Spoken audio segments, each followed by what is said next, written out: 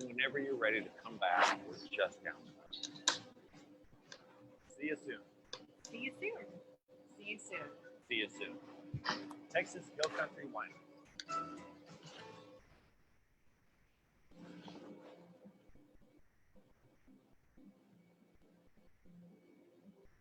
More and more, we're seeing people that are coming here specifically for wine. Pretty exciting for our region, for our industry. Every region in Texas does something different. Other wine regions have had 1,000 years to figure out what grows well there. We're trying to do it in a generation. The style of wines that we're able to make here kind of perfect for Texas. We have soils here and people in other parts of the world would die for. It's always been an area where you grow all kinds of different crops. All of these wineries have a really good mix of white, rosé, reds. We have found great success with Italian varieties. Sangiovese, multiple done Italian varietal, Viognier, Tempranillo, Mourvèdre, Grenache, Aglianico, Negro Amaro, things that like a lot of time. You get a lot of what I think of as old in wine. When people use proper winemaking techniques, there's literally no limit to what we can do here. People just do a lot of driving. We've got the beautiful streams, the lakes, rivers, the mountains, the hills. People don't have to worry about it this time. You're away from the city. The summer is a great time to come out and visit wineries. We are making wine this time of year, which is always exciting and fun to see. For the wine tourists and the agri-tourists, we have outstanding places to visit and people to enjoy. As the weather cools down, it's wonderful to spend a whole afternoon out and watch the sunset. It's a place to find respite. We have beautiful weather, almost year-round. We've got lots of great hiking paths. We're also home to a bunch of national and state parks, lots of beautiful wildflowers that are native to the area. If you're coming out to the Hill Country to have a great wine experience, definitely plan your trip. Really map it out and try something new that you haven't done. This truly is arm in arm winemaking. It's just a little slice of heaven over here. We invite you to come see and taste all that the Texas Hill Country has to offer. Over 50 different winery experiences and a world of wines for every palate. Experience and taste the wineries in your backyard. Texas Hill Country is Texas wine country. All right. Good evening and hello, Facebook. Everyone on Texas Hill Country Wineries, thank you for joining us. All right, my name is January Weesey. I am the Executive Director for Texas Hill Country Wineries, and I have the privilege of working with our 60-member wineries across the Hill Country. One of the things that we started about 5 months ago is hosting these live happy hour events. It's been a really great way for us to connect, I think, with each other, winery to winery, because we haven't been able to see each other very much, and connect with Texas wine lovers everywhere, share information about what is going on in the Hill Country, and just connect again overall. We know that everyone just celebrated Rosé Month in June, because apparently that is known worldwide. But when I was looking up wine holidays, just to try and figure out some different themes for these happy hours, no joke, wine enthusiasts said that August was Rosé Month. And if anyone knows me, you know that it is my favorite thing in the whole world. I drink it year round. As Denise Clark says, you can drink it in the wintertime. So I have jumped on that, and I just figured, why not celebrate it twice? Because we did not do this in June. So tonight we're bringing you an outstanding group of wineries to share their rosés with you. Please feel free to ask any questions that you have for the panel in the Facebook comments, and we will relay that to the panel through David Kuhlken, our moderator. David, of course, is with Pedernales Cellars, and he is currently our THCW president. I will throw it to David, and he will take it from here.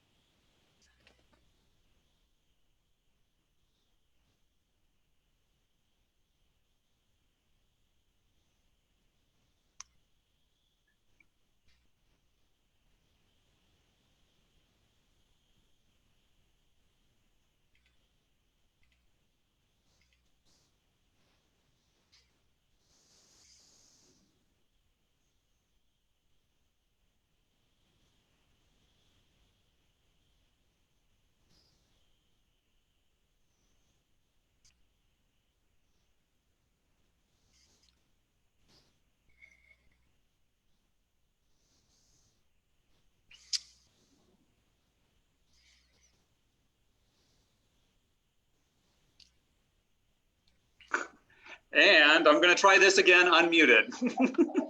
I just tried my hardest to not say. No, I know. You should have just jumped in. Seth, you unmute too, because you're going to be up next. I'm going to try this again. I am David Kuhlken of the Texas Hill Country Wineries. I am the current president. I am honored tonight to be joined by Seth Urbanek from Wedding Oak Winery, Duncan Hill from Los Pinos Ranch Vineyard, Rachel Fanning from Becker Vineyards, and Chris Cobb from Kuhlman Cellars. And you would think after 6 months of Zoom, I would have this down, but no, I still don't after how many ever of these and parent meetings and whatever the hell else we've done on here.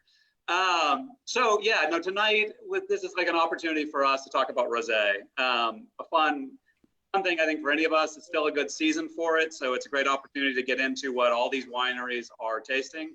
We'll get into a little bit too, probably about where we are in harvest, since everybody or almost everybody on here is kind of right in the middle of that.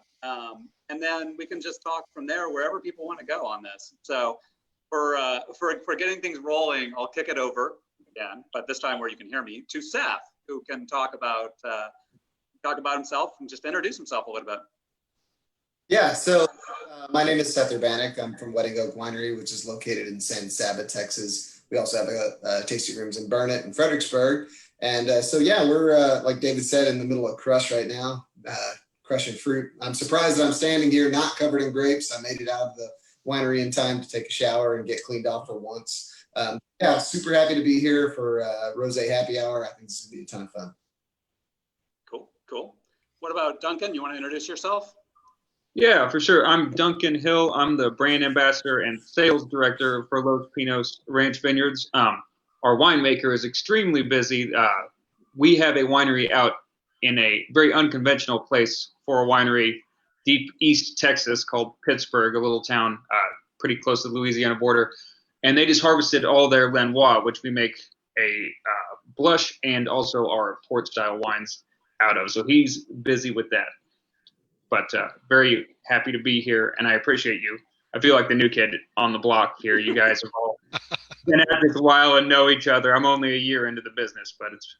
We'll haze you as the hour goes on, so don't worry. I'm looking forward to it. Perfect.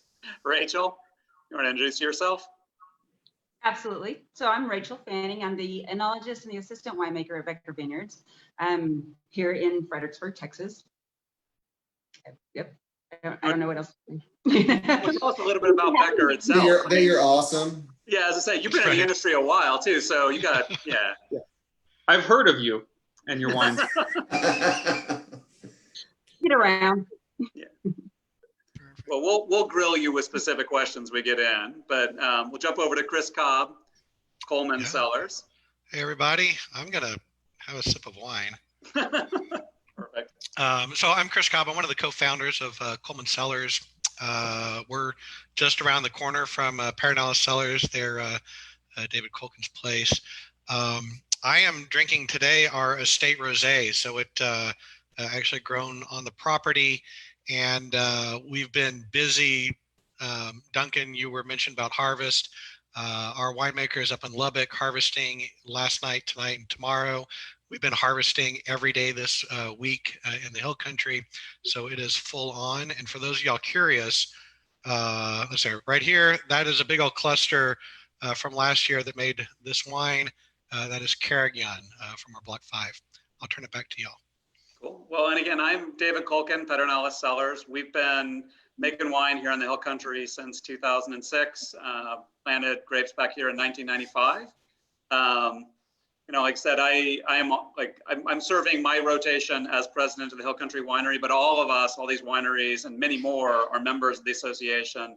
And as it is, this is through the association itself, through the website, through the events. It's an absolutely fantastic opportunity to get introduced to Hill Country wine, to the wineries of the Hill Country, and everything really that's going on in Texas. Because as you know, Los Pinos is an example, and of course all the other wineries on here, a lot of wineries are here in the Hill Country with opportunities to taste their wines, even if sometimes those are being made in other parts of the state. And so that'll be one of the fun things actually about talking about these rosés is we've got rosés that are coming from the Hill Country, from the High Plains, from all over the state, because that sort of reflects it's a big state, lots of different terroir, lots of different styles on the wines, and we'll get into that actually. I think the first thing I'd love to do is actually, Chris got into it a little bit, but have you guys tell us about the rosé that you're drinking tonight, and just give us kind of some background, whether it's on the winemaking or just what people would expect stylistically, how they can get it, all those things. So I'll jump to you, Duncan, first. Why not?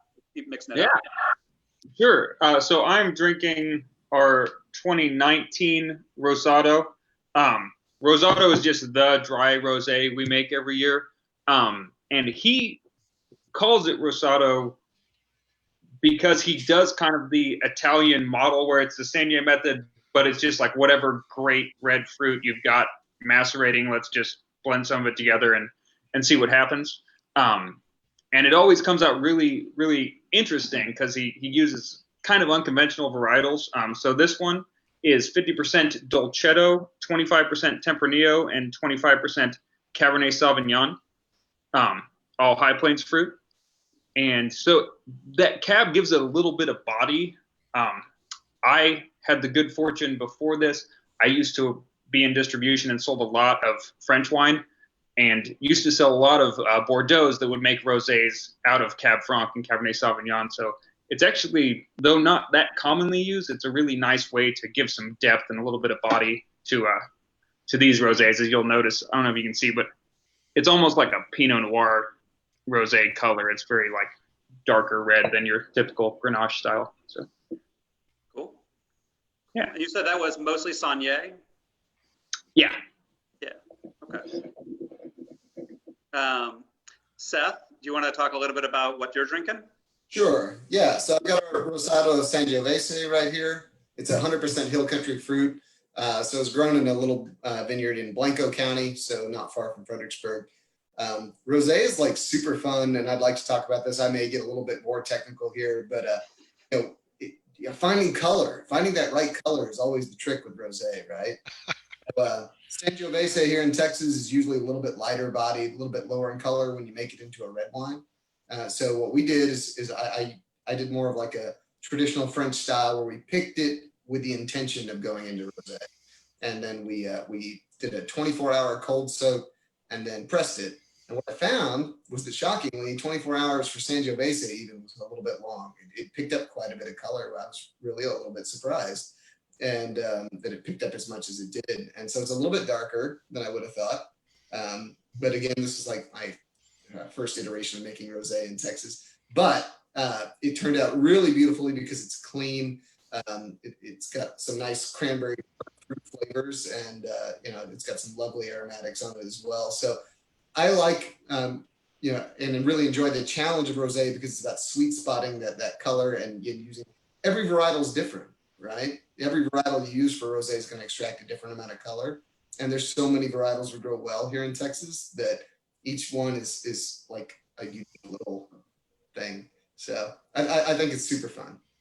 Cool. When you say you pick early, like, do you like what level did you pick that at? What's the alcohol, for example, on that rosé? Yeah, so it's pretty low. I fell in love with rosé in the Finger Lakes, which is a cool climate, and obviously they make some really stellar rosé out of their reds that they may not be able to get the same level of this that we do here in Texas. So I mean, I shoot for like 21 or 22 bricks, which is a proxy for sugar measurement. It's going to be low alcohol, like 12 and a half, give or take. It's kind of what I'm shooting for when it comes to rosé. Cool. Well, let's jump down to Rachel. You want to tell us about the Jolie and what you're drinking? Absolutely. So this is the 2019 Jolie, and I don't think I had the label correct. I can't tell. Yeah, it looks good. You got it. So it too is a Saunier process. It's one of our 3 rosés that we make here. And for those of anybody who's familiar with the Jolie, it typically has been a bigger body rosé that's been made from bigger reds, cabs, even Syrah, Petit Syrah. This particular one is, I think, 40% Syrah, 25% Tempranillo, and a little bit of Grenache, and Mourvedre in there as well. And so it's much lighter bodied than the previous Jolies have been. We actually just bottled this not too long ago and just released it. I'm absolutely loving it. It's much sharper, a little crisper. So it is 80% from the High Plains, 20% from here in the Hill Country, Drew Talon's vineyard. Yep. Cool. So how long has Becker been making that Jolie? Because I feel like you guys have had that blend, varying versions of it, but had Jolie for a long time now. Yeah, 2014 was our first Okay. vintage of the Jolie. We had the Provençal for years before that, and then even after the Jolie, we started making a third rosé that we call it Saignée, and I call it the Jolie's little sister, and it tends to be a little bit more of a medium body. Kind of So it's come up now because we were talking about Seth's style for doing it, and I know Duncan had mentioned that they do Saignée. Rachel, do you want to explain a little bit what that means, like saying like if it's Saignée versus like a cold soak and a press? Absolutely. So Saignée literally means to bleed, and so what we're doing whenever the grapes come in, red grapes, we're bleeding off that initial bit of juice, and it was actually kind of a trial and error. Like we did not intend to make a rosé out of the Saignée. We were doing that so that we could increase the berry to juice ratio for our reds, try to beef up those reds, the colors, the phenolics, and all that fun stuff. And then here we have this Saignée, or this all this juice left over. And so if you're ever in the back of a vineyard during crush and the GM and the winemaker are talking very passionately about what we're going to do with something, and it just so happens that it's a Saignée and it's absolutely not going to go down the drain, we are keeping it. Yeah, right? The GM is usually pretty strongly in favor of making it. Okay, can we back up one step further and be like, what is rosé? Because I mean, like for most of us, right, it is a red grape, right? Because the pulp of vinifera grapes or the wine grapes are clear, right? So like rosé is red grapes that are made in a style of a white wine, right? Yeah. So whether it's to bleed it off or whether it's to, like I was talking about, press it immediately so it doesn't have that skin contact and extract that color. I mean, that's really what we're talking about in rosé, right? Yeah, exactly. And I think one of the points there is that like there's lots of different styles, and it's frankly what's sometimes more relevant is just knowing what the target is by the winery and the winemaker, like what sort of style, what kind, because there's a wide range here. Obviously, we've made rosés that were over 14%, and we've made rosés that weren't even 12% alcohol, and that, some of that goes to the methodology, but it also is the stylistic target. It's like what we're trying to make when we're making that particular wine. So, I mean, that's one of the fun things with exploring rosés is they can really be all over the map. So, and I think we have a good representative group here, and it's sort of gives us a chance to talk about them.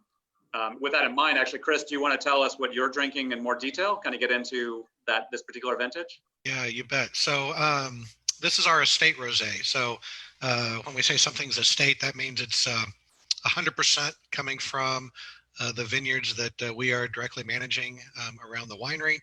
And in this case, it's about 2/3 Carignan, which is a beautiful grape that you'll find in the south of France and over in Spain.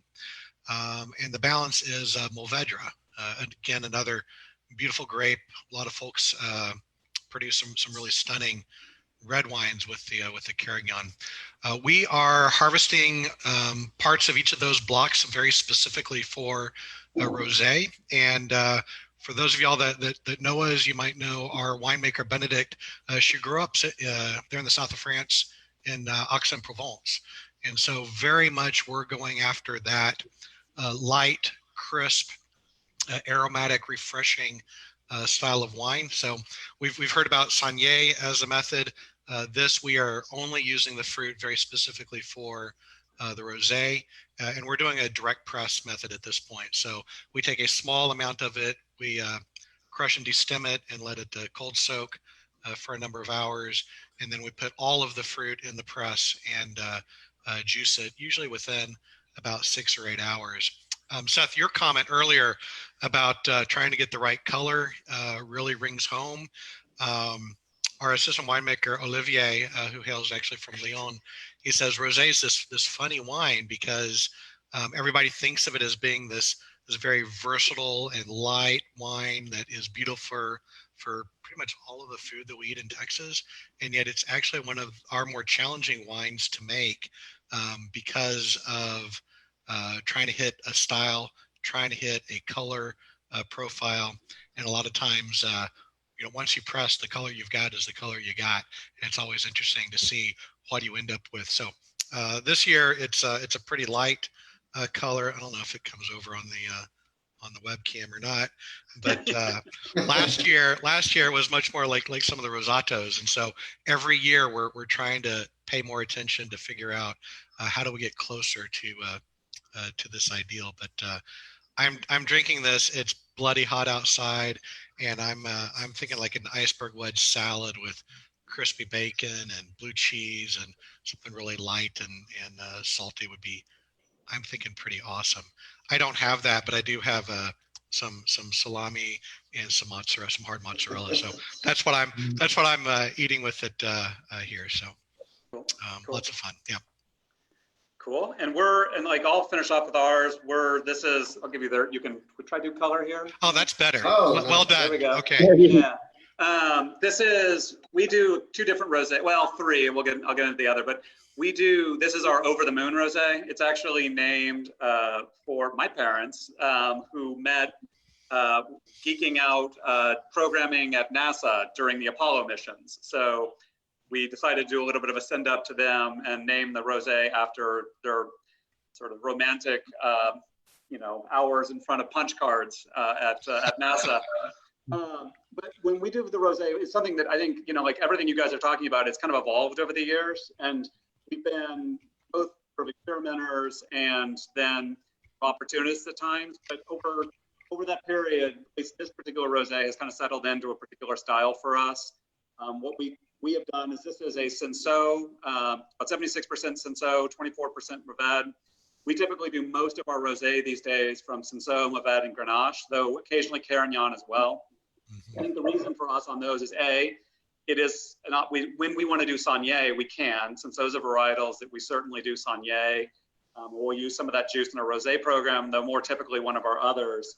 This Over the Moon, we do direct to press. So we are usually trying to pick when we feel like we can get the acidity we're going to need in order to build the type of wine we want to do for this rosé. And our winemaker, Joanna Vilchuk, she is particularly focused on, I think, trying to come up with one that has that balance of acidity and still has some of those real fruit characteristics that you want to get, and highlight some of the other notes like it's Cinsault, and with the Mourvèdre, some of the minerality and even some of those sort of meaty notes that occasionally we can get with that Mourvèdre. Yep. And then just a touch of reduction, not a lot, but just a little bit to kind of give it that full balance. So this is, picked on the high plains in the case of the Cinsault and goes direct to press. That's really only on skins for maybe 3 to 4 hours. And then we use some estate Mourvèdre that similarly, that was handpicked and then could go direct to press.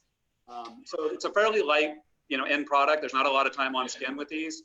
And typically, like with the Cinsault block, we're only picking a portion of this block for rosé and then later hanging out another section that we come back and try to pick later. And that actually goes into our red program.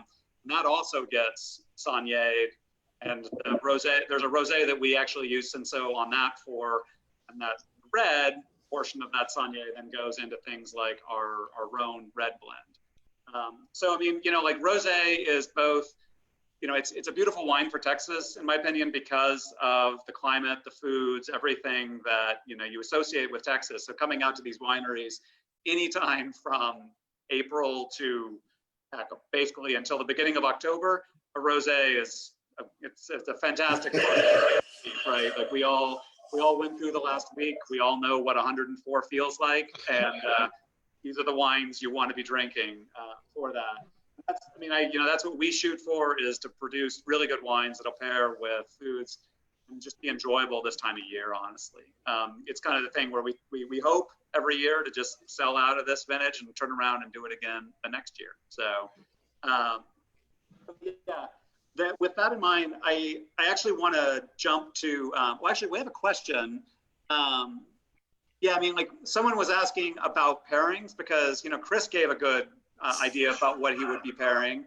What would some of y'all suggest with the wine that you're drinking tonight as far as a pairing? Let's start with you, Duncan. Sure. So this one, with it being kind of bigger varietals like Tempranillo and Cabernet Sauvignon, it's very fruity. And so whenever anything's really fruity and dry, like Chris was saying, I like anything with fat, salami, like kind of softer cheeses, stuff like that, because all that fruit just clings to that fat. It makes for a really long finish. Also, if you're into like really strange and funky cheeses, like my wife, this it's not my thing. I don't know. I really try to love blue cheese. I try every year at least once, and I can't get the hang of it. But that takes the edge off of that. So Cool. that kind of Or with like balance. a good Humboldt fog, it's nice. It's got the tang, creamy, not quite as like, yeah. Yeah, there you go. Well, that sounds Exactly. good. What about you, Seth? Oh man, you had to pull me in next, right? Well, I mean, Yeah, of course. I've even, I've tried to write tasting notes about rosé and pairing notes on our website and things like that. And I keep coming back to one thing, and I don't understand why rosé isn't the biggest seller here in Texas, because rosé pairs best with country music and hot nights. Nancy partner, which is my wife. So, there's no doubt about it. I mean, hot nights. Cool. There you go. Rachel? All right. So I'm going to kind of like play off of what a lot of you have said. You mentioned, David, that it goes so well with so many of the foods that we eat in Texas all the time. And I 100% agree. And one of the things that I tell people that our rosés go so, and I'm sure everybody's do, goes so well with is Thanksgiving food. Like it pairs so wonderfully with your hams and your, all the great eating you got out on the table. My personal favorite is a nice spicy Thai. There you Any go. kind of Thai. Yeah. Yes. Cool. Yeah, I mean, I'll throw out one I love doing like this is something like scallops and risotto, like something that's just, it's got that fat and that like sort of tender, like just, yeah. But then the acid on the rosé and the tangy flavors of the rosé really just kind of cut against that. I can just go back and forth and eat way too much food by the time I'm done, just kind of pairing those two off of each other. Yeah, it's interesting. Rosé, One of the other foods that we don't talk a lot about, because and yet we eat so much of it, is Tex-Mex, right? And Tex-Mex can sometimes, right? Classically, we're going to drink a beer, and I get that. But rosé with Tex-Mex, like what goes with an enchilada or nachos with your jalapenos? Again, that nice, beautiful, crisp acidity just goes really, really well with it. So again, the great thing about rosé is it sits in the middle. It's not necessarily a white wine. It's not really a red wine. And so instead it spans everything. And Rachel, I got to tell you, your idea about Thanksgiving is really spot on. Like if you don't know what else to put on the table, you don't know what people are bringing, open rosé and it's going to go just fine. I love that. Well, one question that we actually got from a Facebook viewer kind of dovetails into what I was already going to kind of have you guys get into. The viewer or the follower is asking, like why don't they see more Texas rosés in wine shops? And they really are curious how many, like, do some of us sell our rosés available in shops outside of the tasting room or in distribution? And whether you do or not, I'm kind of just curious, where can somebody find these rosés? And do you have rosés, if it's not this one, that you actually do sell out in distribution that they might be able to find? So I'll jump to you, Rachel, first, because I know you guys do have some products out there in distribution. But yeah, I don't know whether Jolie is or is not. Is that one out there? It's not. You might find it in some restaurants, but for the most part, it's through, just through our tasting room. But our Provençal it's in distribution, so it should be anywhere. This is a great plug. You can find the Provençal anywhere you'd like to find any of your favorite foods or other drinks as well. Yeah, I don't know why it's not more available everywhere we go. It's so fabulous. And I think that over the last several years, our whole industry absolutely has jumped on board with not just rosés, but all of these fabulous varietals, especially the Rhone varietals that we're talking about all the time, are making such lovely rosés. Why aren't they everywhere? We drink them all the time. Yeah. What about Duncan? Is y'all's available outside of direct? Yes. So we do have statewide distribution, and then also I work with some on-premise accounts and stuff like that. And for those viewing from Central Texas, our best partners to find our wines that are just like outside of the Hill Country area is in New Braunfels at the Grapevine. They have pretty much everything that we make. The HEB in Dripping Springs has almost everything we make. So those are a couple good places. But to do my full salesman job, if you go to LosPinosRanchVineyards.com, and we have a store locator that'll tell you every single place that has any of our wines. So statewide. Chris, what about you guys? So we actually produce 3 rosés each year. We were talking about the estate rosé earlier. We do another that's more focused in the tasting room called Hensel. But we actually do a 3rd rosé that is all Cinsault, and you can find that at you should be able to find it at all Total Wines around the state, and some of the HEBs in the Austin, San Antonio, and certainly Fredericksburg area. So a few are out there. Yeah. And Seth, what about you guys? Hey, yeah, I mean, we're inherently like maybe making these rosés a little bit in smaller quantities. So unfortunately, you can't find them in distribution, but you can come visit our website. Or what's super important for us is, especially the availability to our wine club members. So, I mean, that's primarily the backbone of rosé delivery, or someday can pay us a visit when we're got a little more availability. Yeah. Yeah, so we carry a different rosé actually in distribution. We have our dry rosé, which is a slightly different blend, and it's a blend more of a Saunier and a direct press version. Incorporates a little bit more of some other varietals like Carignan. And that rosé is carried in mostly on premise, mostly at restaurants, albeit that has been a little challenged over the last 6 months with just the the availability of sales to restaurants. We are also in some HEBs and some other smaller stores.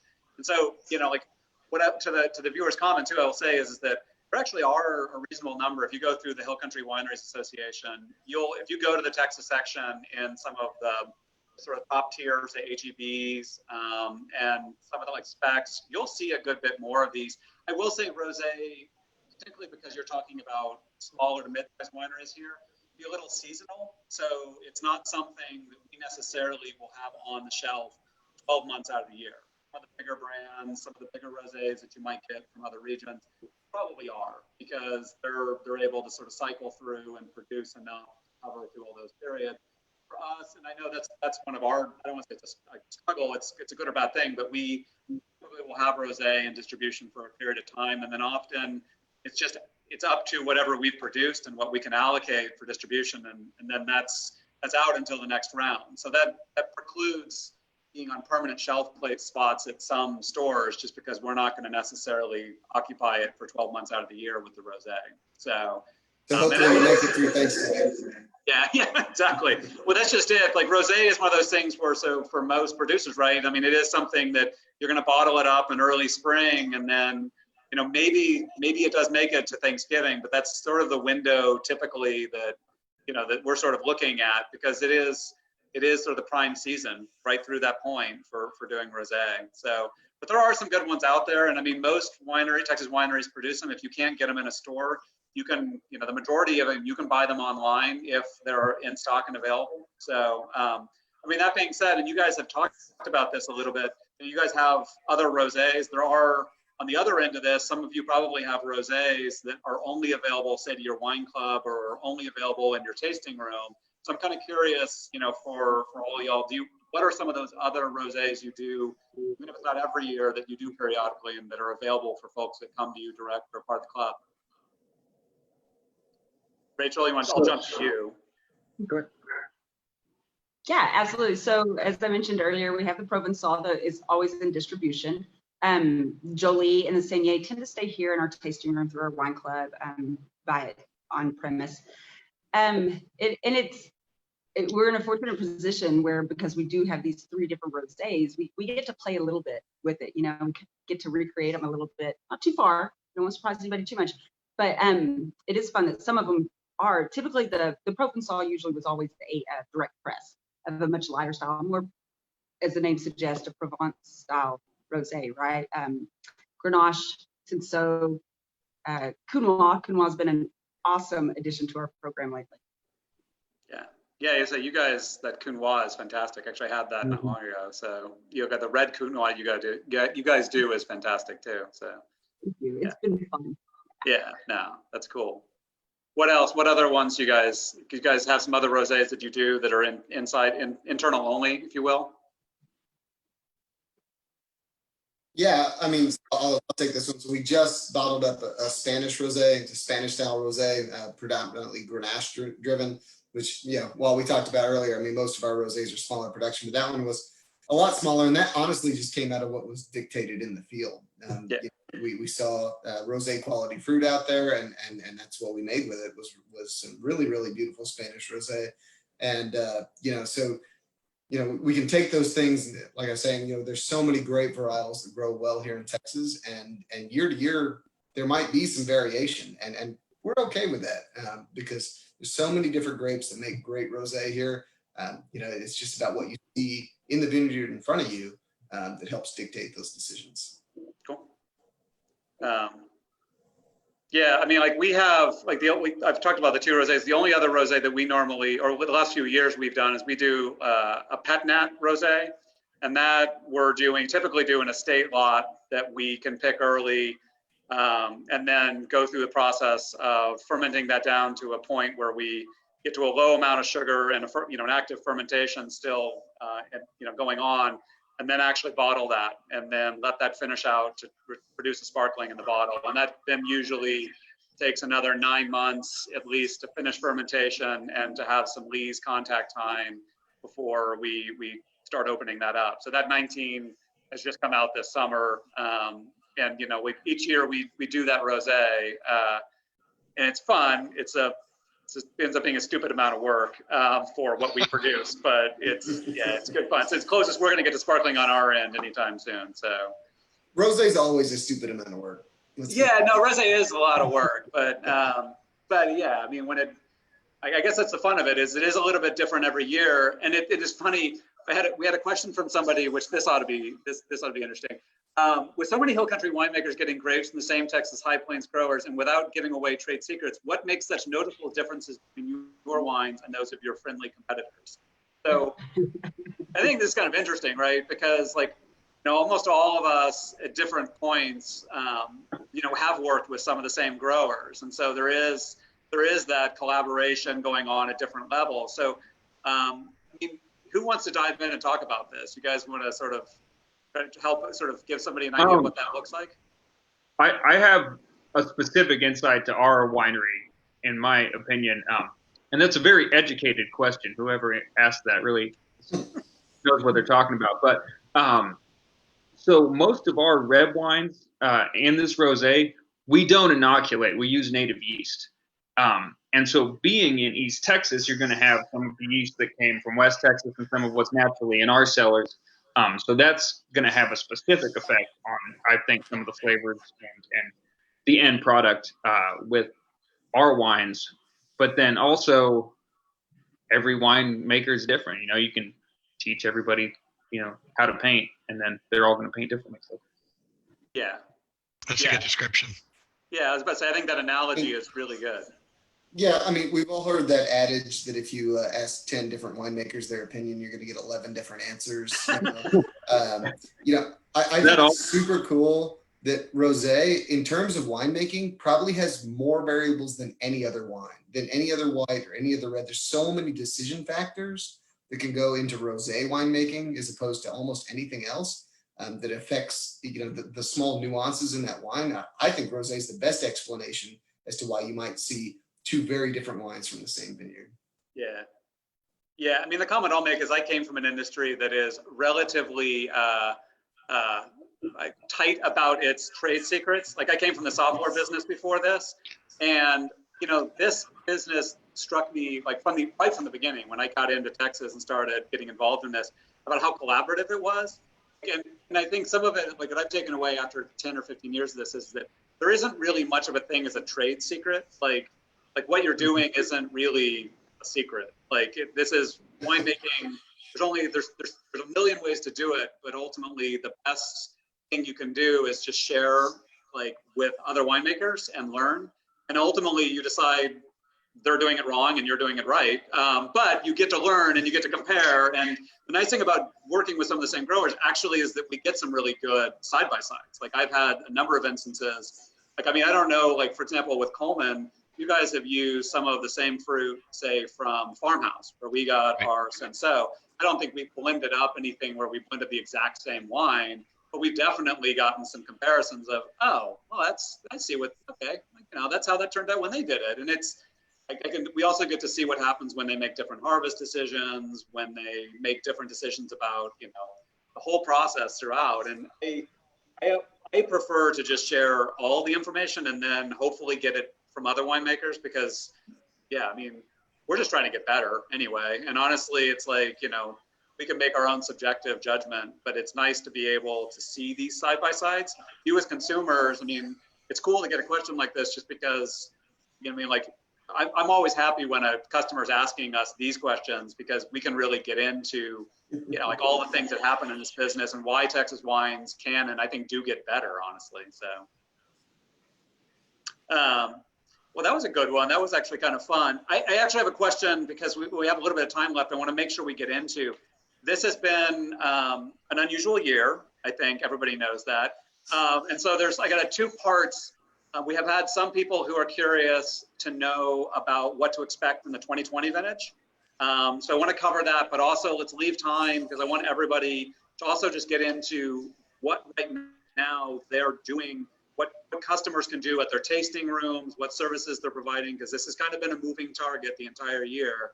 And I know that that's changed for some folks just in the last few weeks. So I definitely want people to get into that. So I'll just I'll jump to just one of you, Chris. Do you want to get into the vintage, but then talk about also now what's going on at y'all's winery? Yeah, so 2020 so far, kind of everything else about this year aside, from a harvest perspective, we are maybe 2/3 of the way through our Hill Country harvest. And for the first time in years, the Hill Country fruit as a whole is just, it's off the charts beautiful. For whatever reason, our vines and our weather have really come together. I know last week was really hot, but honestly, July wasn't so bad. And so the vines have really responded. And we're getting kind of full phenolic ripeness. We're getting some sugars, but the fruit that's been hitting the cellar has been absolutely stunning. In particular, we've often historically struggled to get above about 24 bricks in sugar in the Hill Country. And this year, kind of everything that I've been hearing, our estate vines as well as others, that hasn't been a problem. So we are very, very happy with the Hill Country fruit, which is great because as we talk about what's happening up in the High Plains, it happens to be a good year for that. We are actually harvesting tonight as our first harvest up in the High Plains. I don't have a good commentary about the quality of fruit that we're going to see there yet. We'll see that in the next few days. But obviously, our hearts kind of go out to our grower partners up in the High Plains because of some of the challenges that have happened from the winter this last year and the impact on their crop this year. We've lost just our winery. We've lost at least half, maybe 60% of the fruit that we thought we would get from our vineyards up in Lubbock due to winter issues. And so kind of the jury is out right now in terms of what might we see. Our first harvest is at 1 a.m. tonight, or I guess tomorrow morning, and we'll see. I'm just excited that Benedict is off there being on site instead of me for a change. So yeah, the Hill Country fruit appears to be coming in beautiful, but patience because we're a year or three from being able to see what the wine's really going to be. For us, we are opening the tasting room again, effective about 5 hours ago. We are deploying our 5th business model this year. In February, when we were looking at what would we expect 2020 to be, and we were doing some scenario planning, predicted all of this. Pandemic was not in the scenario plan. Being shut down for months on end was not part of the scenario plan. But what we're finding and what we're hearing from our friends on this call and otherwise, right, we're nimble and we're being adept. And just like harvest, which is a time of craziness and you make decisions and you adapt and you figure it out, we're doing the same thing in the tasting room. So Effective, again, about 5 hours ago, we were able to reopen under a variant of our permit. We've always been known about wine and food, and so it's a real natural extension for us to just go ahead and open up with a more extensive entree menu, and so we're pretty excited about that to get the word out. The team is super excited to be able to hopefully welcome some guests. It's been a long few months of high stress, as I know everybody here has been a part of. So that's where we are. I'm sure there will be a business case written sometime about how do you pivot your business model multiple times over a 7-month period. I do not recommend it. Anyway, so back to y'all. Oh goodness, Seth, why don't you tell us a little bit about your Harvest 2020 and what Wedding Oak is doing these days? Yeah, I mean, I'm going to echo what Chris said, that the fruit we got out of Hill Country this year was absolutely stellar. And we tried to do about half and half, Texas Hill Country, Texas High Plains. And I don't think, that fruit we've seen out of the Hill Country can really be compared to, I mean, it's just really beautiful stuff. So we're super excited about that. This year, the Texas High Plains growers are really hurting. Because of their winter injury, as Chris mentioned, that happened last Halloween, where they had a big temperature crash. So low yields, I mean, would be a huge understatement. We're talking like nano yields, right? And so unfortunately for them, their loss is our gain in the winery, so to speak. The super low yielding fruit, we've seen very ripe, very nice fruit that's coming in super early. So it's August 20th. Normally, we would see High Plains fruit roll in about September 20th, or in September at some point, and it's all rushing in faster than we can take it. So, like I was joking earlier, I can't believe I made it here because we were just had fruit overflowing us yesterday.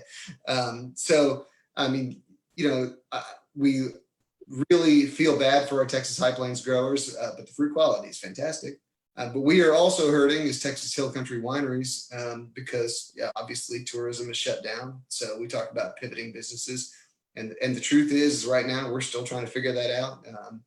We may be on our 10th business plan by now, but we haven't quite figured all that out yet. So we love and appreciate the support we get from folks all around us to try and keep us going. Because I mean, look, we still got to make wine. By the time this wine is ready, the stuff that we're crushing today, like Chris mentioned, I mean, it'll be, a year, 2 years from now when it's finally ready. And we're betting on the come that it's going to be move on. And so, we appreciate the support. Yeah. Rachel, what about you guys? Absolutely. I have to, echo what the two guys in front of me were saying, that the fruit off of the Hill Country, we actually only have 2 vineyards here in the Hill Country that we get fruit from, our own estate and Drew Talents out of Mason. And the fruit itself has been beautiful. The yields are lower, but it's been really, really nice to see this fruit come in so lovely. It has been really, really weird to bring in our own fruit at the same time that we're bringing in High Plains fruit. It's, like you said, it tends to stagger itself. Not so much this year. We're just going to bring it all in at one time. It'll be fun. But what I have seen off of the High Plains, the quality still is right there. It's where we always want it to be. It's just not as much as we want it to be. Yeah. Duncan, you guys are going to bring fruit from another part of the state as part of your program, but tell us about y'all. Yeah, well, so we have 2 very different scenarios because all of our vinifera comes from the High Plains. So I just hope we have enough to make rosé this year since we use the Saunier method. And if you guys have any extra High Plains, Hill Country vinifera, feel free to text me after. But our harvest in Pittsburgh has been great. Blanc du Bois was awesome. We got just enough rain. The 2019 vintage, there was a ton of rain, so they were worried about the wines being a little bit thin. They turned out good, but this year we've had the perfect amount of rain. And then our Black Spanish, which we just harvested, also is looking fantastic. So we have 2 very different scenarios as far as our fruit sources go. And from a business perspective, obviously we're all in a similar boat. I made the joke talking with our company president and the rest of our little sales team that we have. When we were looking at our goals we made in January, I said, either I am the worst salesman in the history of the business or the entire economy shut down for the most of the second quarter. But what we have in Pittsburgh that's really helpful is we've always had a restaurant there. So if you want to come to the winery in Pittsburgh, if you want to get away for the weekend, it's relatively business as usual there. Obviously, there's the capacity limit, but we've always had that restaurant and restaurant license. So the Pittsburgh side of things is good. Our Fredericksburg tasting room is really small. Seth, as you know, we're neighbors in I call it our wine duplex. That's not the most thing, but our little wine duplex across from Allstat there. And so we are still available for retail there, and you're welcome to hang out on the patio. We just can't do traditional tastings at this point, but we are really happy about that. And then to put a positive spin on this, because I'm from California and was raised by hippies, what I've noticed that I really love about this whole thing is, like, if you look at our online sales and our online engagement compared to last year, when we had to switch to all this stuff and I had to figure out what the hell a virtual tasting is and how to do one every week and all this stuff, the support we've got from just a response and as well as financially, people getting online and buying these wines has been really, really encouraging. So, like, we really appreciate how dedicated the Texas wine drinking community is, as well as, all of us trying to figure out what we're going to do next week. So. Yeah, no, that's a great point. People have really stepped up, and ever since March, when this first happened, that was a real lift for us, just discovering how many people would move, shift along with us and kind of, meet us where they could, right? Online and, eventually curbside sales, and we could do that. It's been fantastic having that element. And it's something that, it's challenged us too, I think, to kind of expand how we reach out to customers, since, it's easy when they can walk right up the door and we can just, start the conversation there. We're now, learning to do it in a lot of different ways. I'll echo, like, on the 2020 harvest, we probably picked, we really thought this out, and we were planning to do start a replant of our estate vineyard in 2020. So definitely not the best year to be taking out plants in our Hill Country vineyard. We definitely still had a good Hill Country harvest, but still smaller because of that, and plenty of reasons associated with it. We actually spent a lot of time working before this with High Plains growers to expand our program in anticipation of doing some changes in the estate vineyard. And so thankfully that gave us some outlets, but it's still a very light harvest. I've been amazed. Like, we have growers spread all the way up from almost about 45 minutes north, kind of northeast of Lubbock, all the way down to the Midland area. And between that wide range, we've got a few places that actually have some reasonable yields on things, but we have definitely spent the last few weeks watching some things come in with maybe half a ton an acre. It's going to be a small and beautiful High Plains harvest, but I don't even know if we'll make a rosé, because most of what we're bringing in, the sugars on most of these, the ripeness on these are so high that we're going to mostly use them for red. So it'll be an interesting year. I mean, there'll be some really prized wines from the Hill Country and honestly from the High Plains out of this vintage. So it's something people can really look forward to. But there'll be good stories associated with it, because it's 2020 and everybody's got good stories with this year. So we've still got a rosé cooking. Oh, you got a rosé. Well, we're going to do a rosé pet nap. That is happening, but I don't think a direct to press rosé from High Plains, which is what we normally do. No, probably not. So yeah, we've pivoted all of our High Plains fruit into red wines this year. Yeah. No, it's been. There'll be many stories told about 2020. Our customers will have plenty, and I'm happy to hear them, because I know you guys, everyone out there, has had a year to remember. But so one day you can join us and we can all commiserate over a glass of wine. So sounds just fine. Thank you. Yeah. Right. Let's just all January and just charge an absurd amount of money for it.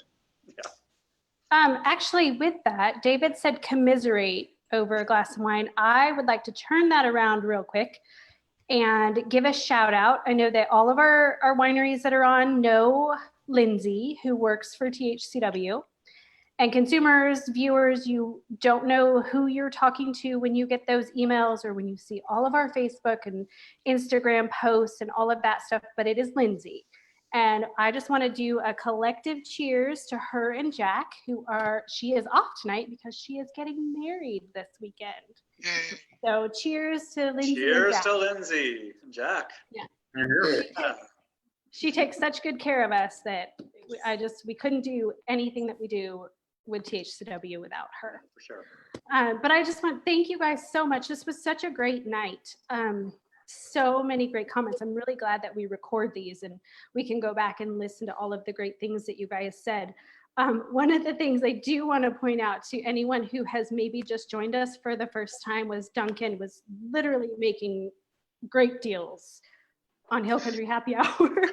Because this has been the ongoing from day one. Every time we have one of these, because you guys aren't seeing each other, you're not talking very much, and there are always great deals going on. It's so great. I love it. I can't help myself. No, it was awesome. Thank you. We did link, of course, we listed out all of our participants for tonight and the wines that they're drinking and the links to those specific wines. So you can go grab a bottle or two if you can't find them at your local grocery store or wine shop. We also just linked directly to their websites, the homepage on everybody's website. So like they were referring to, find them, the wine locator. You can go direct to that website and find different things that you're looking for. Of course, if you forget, you can always visit Texas Hill Country Wineries page, which is texaswinetrail.com. And we list all 60 of our members, links to their websites, everything that they offer, details. You can contact them direct through there as well. We just want to say thank you again for joining us, and we hope that you'll join us on September 17th. We have not finalized our topic for that event yet, but we will be doing that soon, and it'll be a different group of THCW members talking about wine and what is going on in the Hill Country. In the meantime, please again visit our Texas Hill Country Wineries Facebook page, Instagram page, website to find out what's happening at each winery. We definitely think that the best place to start when you're planning a visit are the individual winery social pages. That is where they're updating what's happening in their tasting rooms and what they're offering on a regular basis. It's the fastest, easiest way for them to get word to you. So please check those out. We did have our Texas Wine Month passport tickets go on sale this morning. So if you want to join us in October, we would love to have you in the Hill Country. So please visit that page, and we hope to see you here soon. And until then, we remind you to sip and stay safe, Texas. Cheers. Thanks, everyone. Cheers. Thanks, guys. Cheers. Thank you. Yes. Cheers.